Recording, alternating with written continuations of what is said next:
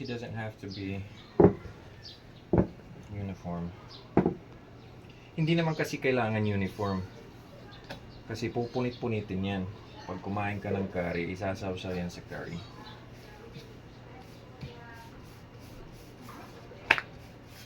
Ang available curry natin is curry ayam, which is chicken curry, and curry daging, which is beef curry.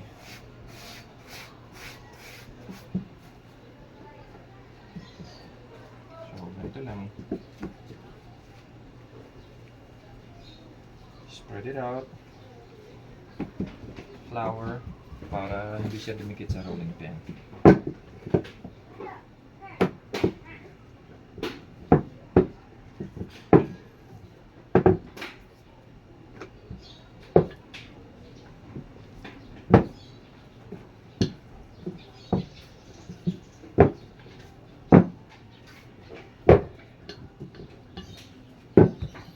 Saka maganda itong ginagamit kong rolling pin kasi may stopper. So may thickness gauge siya. So lahat ng roti are uniform thickness.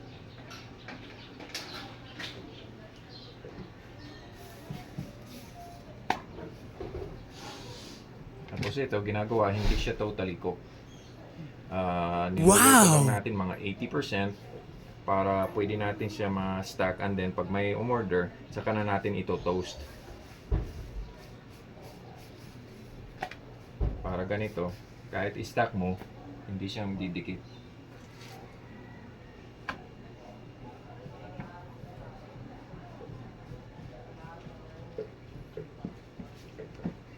So, ganito lang yan.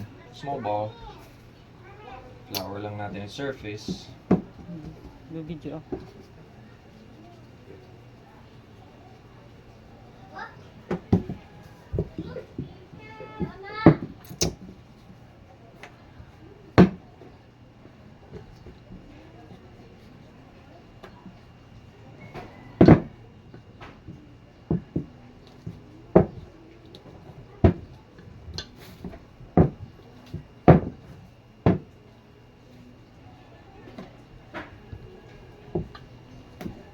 Pwede rin kung gusto mo yung talagang perfect na bilog, yung roti mo, pwede ka gumamit ng kahit takip ng kaserola or if na kay mga cookie cutters na malaki, pwede rin.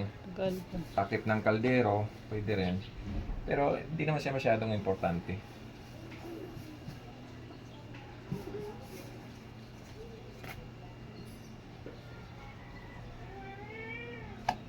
Ganyan lang kabilis